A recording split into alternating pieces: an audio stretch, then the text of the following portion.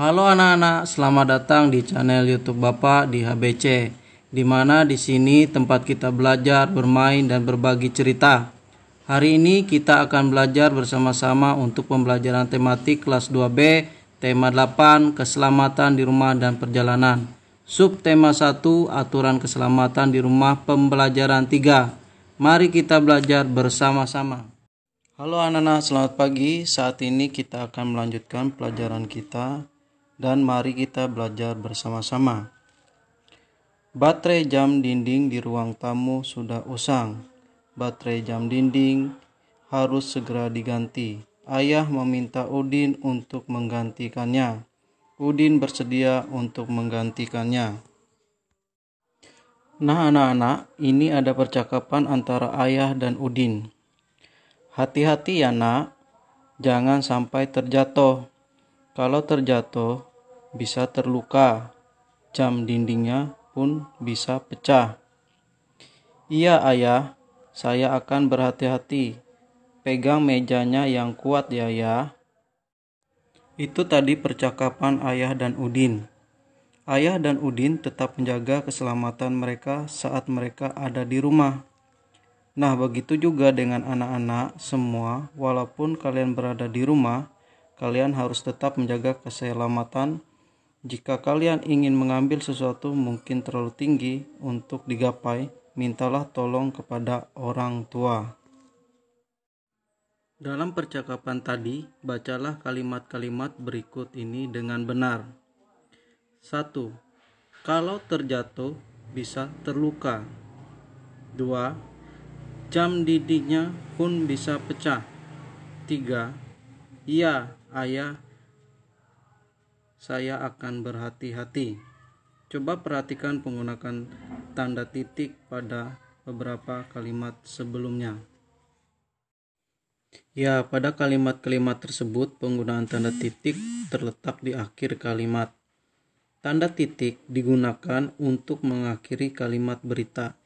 Selain itu, ada beberapa tanda yang lain yaitu tanda tanya, digunakan untuk mengakhiri kalimat tanya.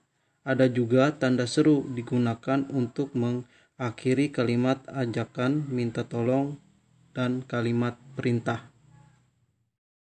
Coba anak-anak perhatikan kalimat pada kotak yang ada di layar. Coba anak-anak tuliskan kembali kalimat tersebut dengan menggunakan huruf kapital dan tanda titik yang benar. Kalimatnya adalah batu baterai jam dinding di ruang tamu sudah usang. Kira-kira menulisnya bagaimana ya? Baik, mari kita simak bersama-sama penulisan yang benar. Batu baterai jam dinding di ruang tamu sudah usang. Diawali dengan huruf kapital pada kata batu lalu diakhiri dengan tanda titik di akhir kalimat. Ingat, penggunaan huruf kapital dan tanda titik di akhir kalimat berita. Tentunya kalian masih ingat penggunaan huruf kapital digunakan di awal kalimat baik itu nama orang, nama negara, nama hari, nama bulan, dan lain. Kita lihat kalimat yang nomor 2. Coba anak-anak tuliskan terlebih dahulu kira-kira seperti apa ya penulisannya. Ayah meminta bantuan Udin untuk menggantinya. Coba anak-anak tulis dengan huruf kapital dan penggunaan tanda titik yang benar. Maka penulisan yang benar adalah sebagai berikut. Ayah meminta bantuan Udin untuk menggantinya. Di awal kalimat menggunakan huruf kapital. Mengapa Udin pada awal katanya juga menggunakan huruf kapital? Karena Udin adalah nama orang, maka perlu menggunakan huruf kapital dan diakhiri dengan tanda titik. Bapak punya kalimat yang keempat, ayah berterima kasih kepada Udin. Kira-kira penulisan yang benar adalah ayah berterima kasih kepada Udin. Di awal kalimat menggunakan huruf kapital yaitu kepada kata ayah di huruf A dan kata Udin di huruf U, lalu diakhiri dengan tanda titik. Sekarang perhatikan kembali gambar Udin dan ayah memperbaiki jam dinding.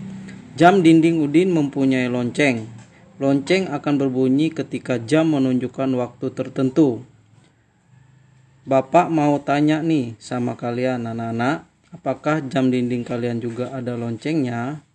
Coba kalau ada, bagaimana bunyi lonceng jamnya?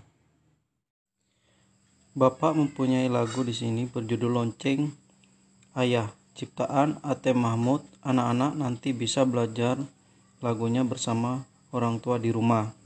Di situ anak-anak bisa bernyanyi Lonceng Ayah bersama-sama. Nah, anak-anak, dalam lagu Lonceng Ayah ini biramanya yang dipakai adalah birama 2/4.